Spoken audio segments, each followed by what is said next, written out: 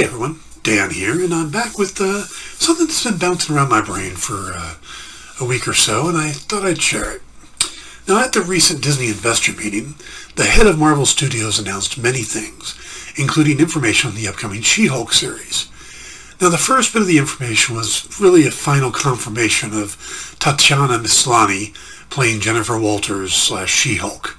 Now, we had heard about her casting, the actress from Orphan Black, but she herself had denied it, so I guess she wasn't going to say anything about it until it became official.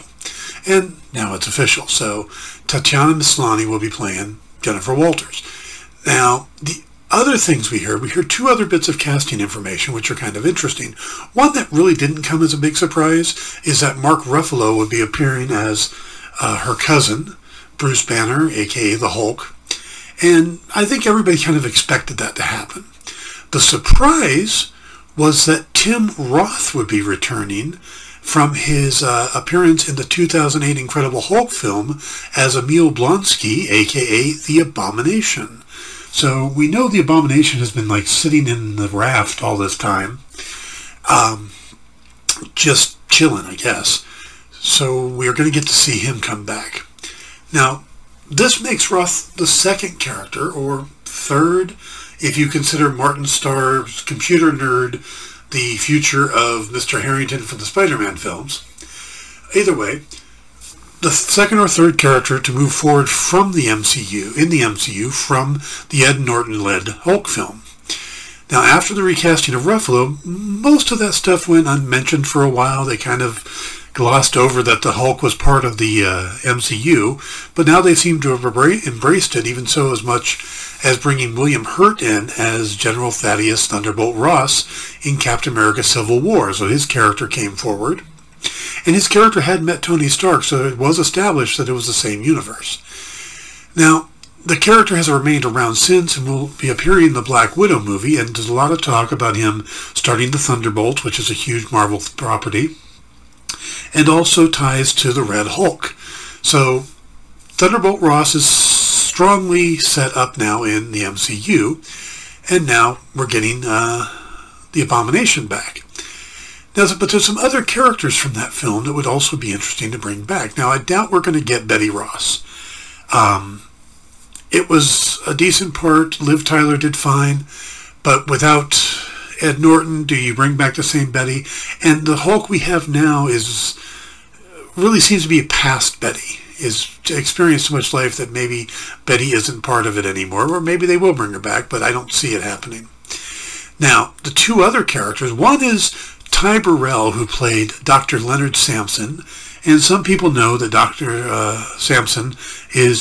Samson's actually a character, gamma irradiated psychiatrist in the Marvel Universe. He ends up with big, long, green, flowing hair and big muscles. And he was a supporting character in the Hulk comics for a long time. And while it would be fun to see Ty Burrell done up with the big, long, green wig and stuff like that, I don't necessarily see that character is going to appear, or if they did, they'd probably recast it post gamma infection. I don't think they want to do a mocap suit just to make him look like a human with big muscles, instead of like doing a big green Hulk thing. Now, the character I do think they're going to bring back, and I hope they do, is the third person involved in the creation of the Abomination.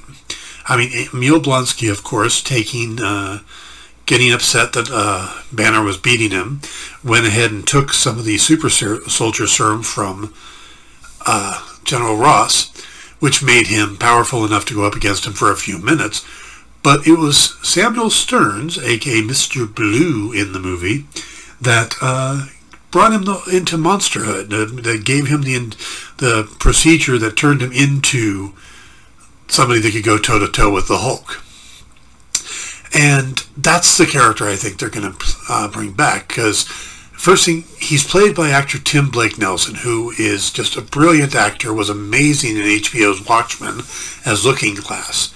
But also, Stearns was set up to become his comic book counterpart, the Leader, who is a intelligence-based character. We see him in the movie actually get a cut on his head, and some of the irradiated blood gets into his system, Well, in the comics, that's something similar to what happens to him, and his brain becomes irradiated with gamma, and he becomes super intelligent. He becomes the leader. And it would make a lot of sense for that character to come back, or for that character to show up. I mean, he was your classic 60s sci-fi villain type thing, and would make a lot of sense for him to be the big bad of the new She-Hulk series. In the shadows, he's using the Abomination as a weapon to draw out the Hulk for some reason, and Jennifer Walters gets caught in the crossfire.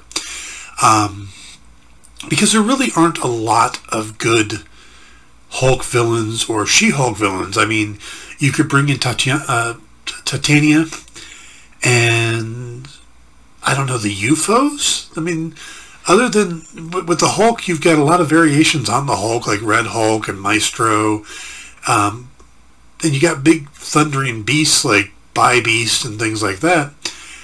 But when it comes to unique villains, you've got the Abomination, the leader, and General Ross. You know, and everybody else is either someone else's villain like Juggernaut, or just kind of weird like Tyrannus, and you don't really know how to explain him. So I think the leader would be a great villain for this. She-Hulk needs a big bad, I think. They can't just have it. Well, I guess yeah.